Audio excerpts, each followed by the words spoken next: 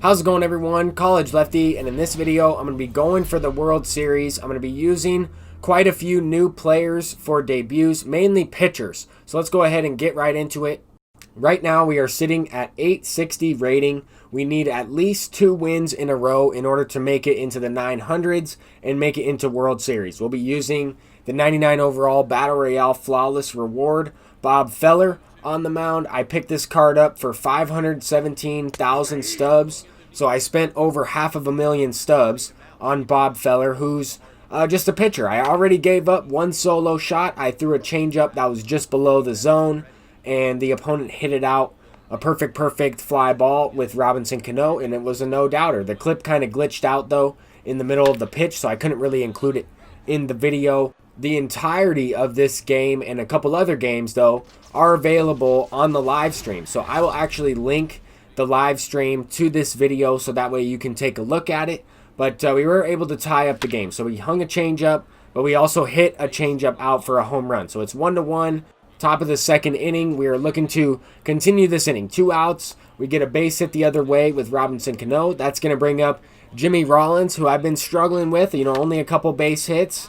Batting a 176 with him, and here he clutches up, gets an RBI single. We're testing Larry Walker out there in right field, and I'm not sure if he knew where to throw it right there. He thought maybe I was going to second with Jimmy, but we were able to take a 2-1 lead. So anyway, Bob Feller started to kind of settle down a little bit. I was having a tougher time locating with some of his pitches early on in the game, even though the one mistake pitch that we threw was actually a pretty good pitch, a changeup low. He just kind of doesn't have the best attributes on that changeup. You want to just use it off of the fastball, off of the sinker.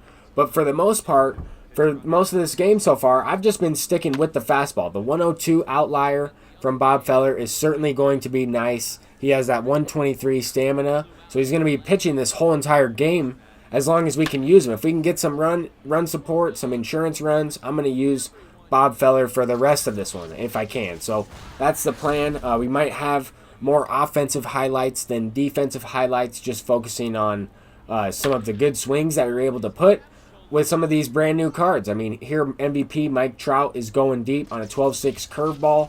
This opponent's using the 97 overall Kerry Wood. I just recently unlocked the 98 Prestige Kerry Wood, so I'll be trying that card out, but I'm a little bit nervous to use him because of his control. Here the opponent might have missed over the plate there, and we got lucky. PCI wasn't even on it. Hit it out for a 3-run homer. I've noticed that happens sometimes with Kerry Wood, just because, or really any pitcher that has those lower control attributes. So that's something I have to keep in mind when I'm using Bob Feller as well. I mean, this card is worth $500,000 on the market. Is he worth it in the game, though? That's the question. I think that he can single-handedly win you ball games. His stamina will bounce back. I showed some examples on the live stream of his stamina bouncing back, and he's ready to go after a few games. I mean, after 2 games, he's ready to go.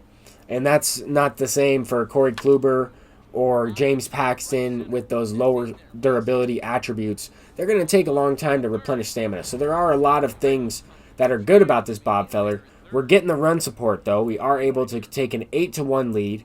Now we have Robinson Cano up, facing Dennis Eckersley. Swung way early on that one, and that's a no-doubt home run for a 3-run shot. Now we just need 3 outs to get this mercy rule, and then we'll see how many points we're away from World Series.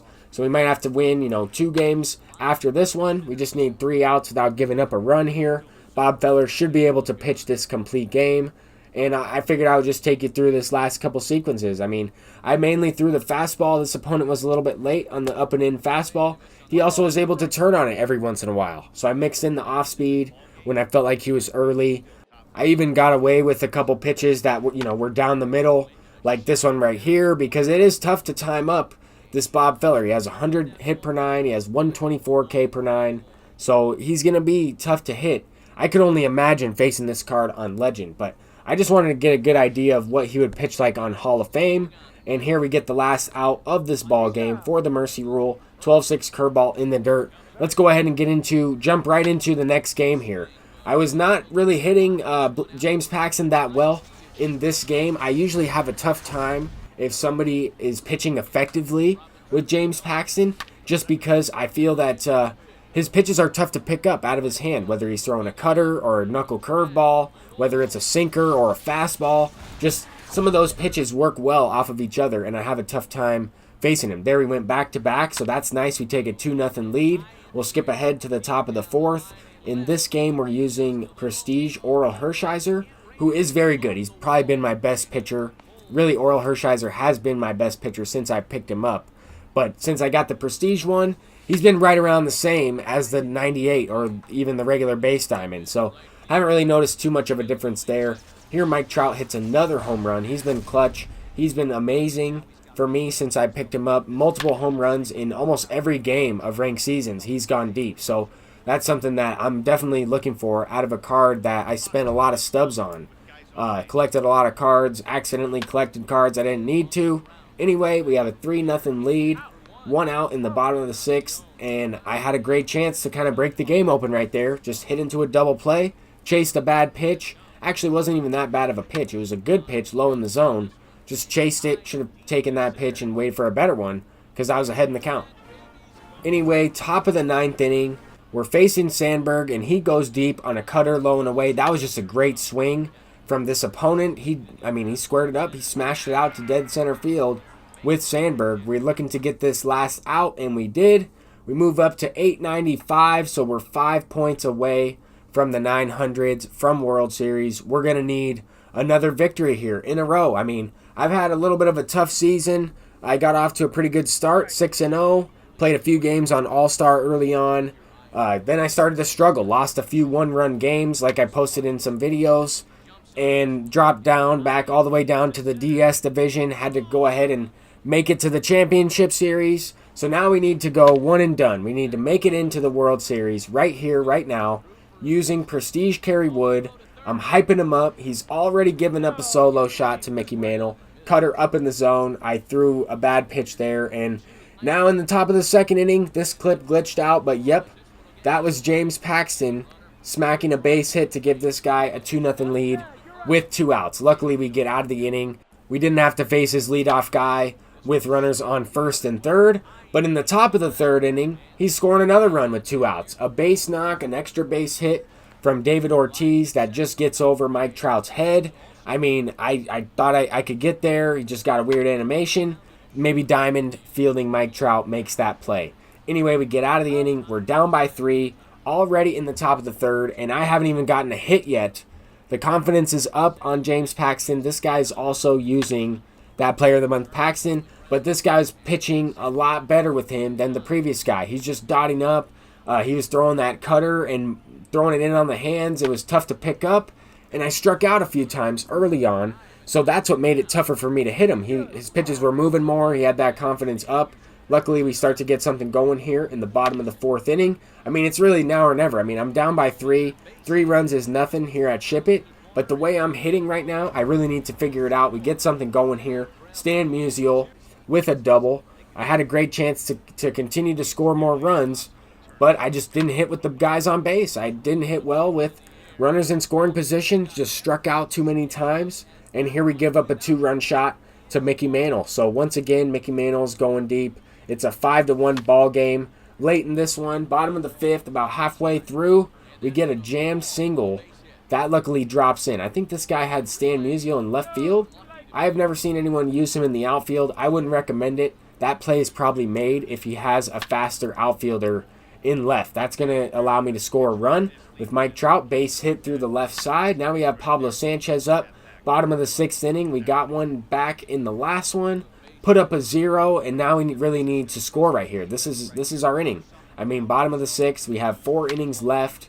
Now we're getting something going, and this is it. This is the big opportunity to tie the game up. We got 69 speed on third, 47 speed on second base, nobody down, and now we have 2 outs. I popped up to the second baseman, struck out with the next hitter, and Jimmy Rollins is coming up clutch with a 2-out double. That's going to clear the bases and put us in a good chance to tie up this game. I wasn't able to, so we're in the bottom of the ninth with 2 down to the last out, and Mike Trout comes up clutch. A no-doubt home run, not really a no-doubter, a Ship It home run, 88 miles per hour off the bat. The opponent replayed it. kept Mariano Rivera in the game, and now we have a chance to walk it off. Mickey Mantle rips one into the gap. I was hoping that was it. I was hoping that was a no-doubter the other way. Just didn't get the right launch angle. I brought in Vladimir Guerrero to face a lefty for Larry Walker earlier in the game. We knock a base hit with Vlad just on the late side of good to walk it off here for World Series. What a crazy game. I don't even know if I deserve to win that one. Honestly, I didn't really put that many good swings on the ball. Some of the good swings, though, did result in just early, lineouts or pop flies or just barely, missing the PCI to the baseball and not getting rewarded.